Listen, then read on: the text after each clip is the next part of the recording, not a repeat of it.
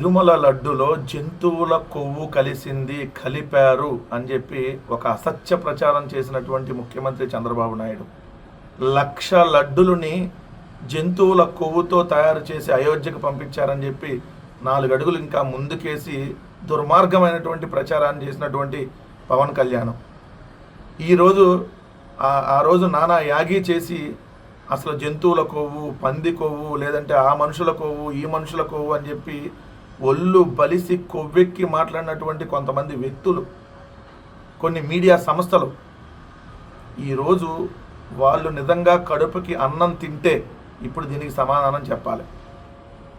ఎందుకంటే మొన్నటిదాకా జంతువుల కొవ్వు అన్నారు, ఇప్పుడేమో మీరే సుప్రీంకోర్టు వేసినటువంటి సిట్టు, అది కూడా మీరు నియమించుకున్నటువంటి చంద్రబాబు నాయుడు గారి మనుషులుగానే అధికారులుగా నియమించుకున్నటువంటి ఆ సిట్టు అది జంతువుల కొవ్వు, అసలు దానికి సంబంధమే లేదు, అదేదో కల్తీ నెయ్యి అని చెప్పి, అది నెయ్యే కాదు పామాయిల్ కెమికల్ కలిపిన ద్రవం అని కొద్దిసేపు. ఇది కూడా దుష్ప్రచారమే, ఎందుకంటే అసలు కల్తీ నెయ్యే కాదు, అది అవకాశమే లేదు. 2019 to 24 అంతకుముందు ఆ బోలే బాబా డైరీకి 2014 నుంచి 19 మధ్య చంద్రబాబు నాయుడు గారు ఉన్నప్పుడు పర్మిషన్ ఇచ్చిన అదే బోలే బాబా డైరీ తర్వాత కూడా సప్లై చేసింది. మరి బోలే బాబా డైరీ మొన్న కల్తీకి పాల్పడితే అప్పుడు చంద్రబాబు నాయుడు గారు ఉన్నప్పుడు కూడా కల్తీకి పాల్పడే ఉండాలి. సో అప్పుడు అదే పామాయిల్, అదే కెమికల్ కలిపిన ద్రవంతోనే లడ్డూలు తయారు చేసి ఉండాలి. సో నిన్న సిట్టు ఛార్జ్ షీట్ వేసింది, ఫైనల్ ఛార్జ్ షీట్ 600 పేజీలతో. ఆ ఫైనల్ ఛార్జ్ షీట్లో ఏదైతే 2019-24 మధ్య 20 కోట్ల శ్రీవారి లడ్డూలు తయారు చేశారని చెప్పి ఏదైతే దీంట్లో ఇక్కడ 60 లక్షల కిలోలు నెయ్యి సరఫరా చేశారని చెప్పి రాసి టీటీడీకి 250 కోట్ల నష్టం వచ్చింది, కల్తీ అని తెలిసి అనుమతించిన అధికారులు పామాయిల్లో రసాయనాలు కలిపి కల్తీ నెయ్యి తయారు చేశారనే నిగ్గు తేల్చారని రాశారు. ఢిల్లీలోని మలేషియా పామాయిల్ దిగుమతిదారు నుంచి హర్ష ఫ్రెష్ డైరీ పేరుతో పామాయిల్. ఈ హర్ష ఫ్రెష్ డైరీ ఎవరు? బోలే బాబా పేరు మార్చితే హర్ష ఫ్రెష్ డైరీ. బోలే బాబా అన్న హర్ష ఫ్రెష్ డైరీ అన్న ఒకటే. మరి దీనికి చంద్రబాబు నాయుడు గారి హయాంలోనే కదా అంకురార్పణ జరిగింది. చేసే పాపాలన్నీ మీరు చేసి దాన్ని జగన్మోహన్ రెడ్డి గారి ప్రభుత్వం మీద నెట్టేటటువంటి కార్యక్రమం కాకేంటి? అసలు ఈ అధికారులే సర్వశ్రేష్ఠ త్రిపాఠి, తెలుసు కదా, మామూలు శ్రేష్ఠ త్రిపాఠి కాదు, ఈయన సర్వశ్రేష్ఠ త్రిపాఠి. అలానే గోపీనాథ్ జెట్టి, వీళ్ళతో కూడినటువంటి సిట్టు. అంటే వీళ్ళు ఖచ్చితంగా ఏదో ఒకటి కలిసిందని ఇవ్వాలి కదా రిపోర్టు. ఇవ్వకపోతే కుదరదు. ఎందుకు?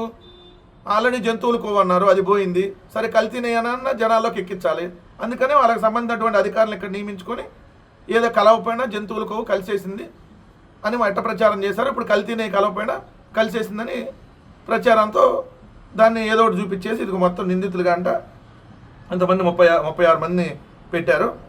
దీంట్లో ఎవరు పొలిటికల్ లీడర్లు అయితే ఎవరు, పొలిటికల్కి సంబంధించి అయితే ఎవరు లేరు, అందరూ ఉద్యోగస్తులు, లేదంటే వాళ్ళకి సంబంధించిన ఆ డైరీ అదే ఏఆర్ డైరీ ప్రైవేట్ లిమిటెడ్ వీళ్ళలో చిన్న అప్పన్న గురించి రాశారు కదా, ఏది బోలే బాబా డైరీ దానికి సంబంధించి రాస్తూ ఈ వైవి సుబ్బారెడ్డి పిఏ చిన్న అప్పన్న డైరీల ప్రతినిధులతో బేరసారాలు. ఎవరు పిఏగా చేశాడు?